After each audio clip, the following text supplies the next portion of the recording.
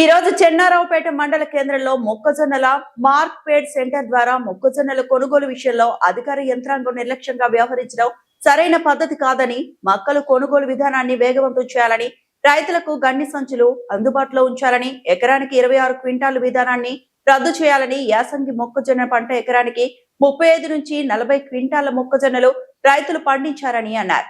ఎండలు తీవ్రంగా ఉండడం ద్వారా మొక్కజొన్నల జల్లెడ పట్టే విధానాన్ని ఆపివేయాలని, మొక్కజొన్నల కొనుగోలు ట్రాన్స్పోర్ట్ వేగం పెంచాలని అన్నారు. పట్టాలేని భూముల రైతుల మొక్కజొన్నలు కూడా కొనుగోలు చేయాలని, రైతులను ఇబ్బంది పెట్టవద్దని ఆవేదన వ్యక్తం చేశారు.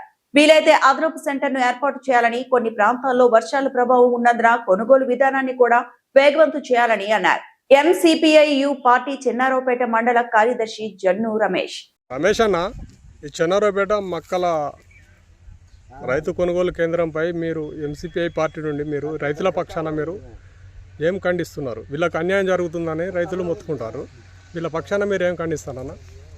ఈరోజు చెన్నారావుపేట మండల కేంద్రంలో దాదాపు 30 గ్రామాలు ఉన్నాయి.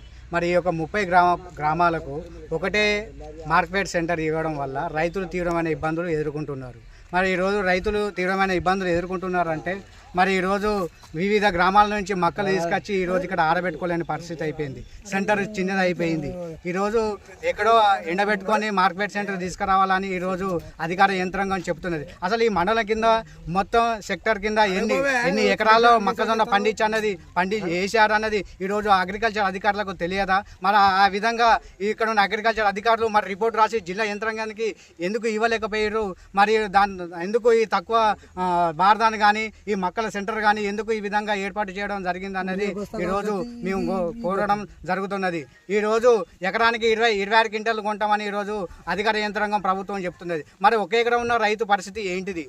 ఈ యాసింగ్ పంటలో దాదాపు 30 నుంచి 40 క్వింటాల వరకు పండిస్తారు రైతులు. మరి ఈరోజు ఈ ప్రభుత్వానికి ఈ యొక్క అధికార యంత్రానికి తెలియదా?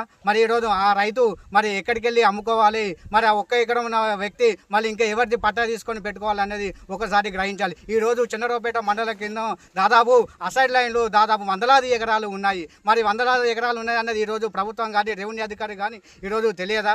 మరి తెలిసినా కూడా ఈ విధంగా పెట్టడం చాలా విడ్డూరంగా ఉందని కూడా మీరోజు ఈ యొక్క ప్రభుత్వాన్ని అడగడం జరుగుతున్నది. తక్షణమే రోజు రెగ్యులర్గా రైతులకు బార్దాను అందించి ఇక్కడున్న వెంటనే కొనుగోలు సెంటర్లను బార్దాను ఇచ్చి ఎప్పటికప్పటికి ట్రాన్స్పోర్ట్ చేయాలని కూడా మీరు రైతుల పక్షంగా డిమాండ్ చేయడం జరుగుతున్నది. ఎంసీపీఐ పార్టీ మండల కార్యదర్శి జన్ను రమేష్. మరిన్ని అప్డేట్స్ కోసం మా ఛానల్ని సబ్స్క్రైబ్ చేయండి.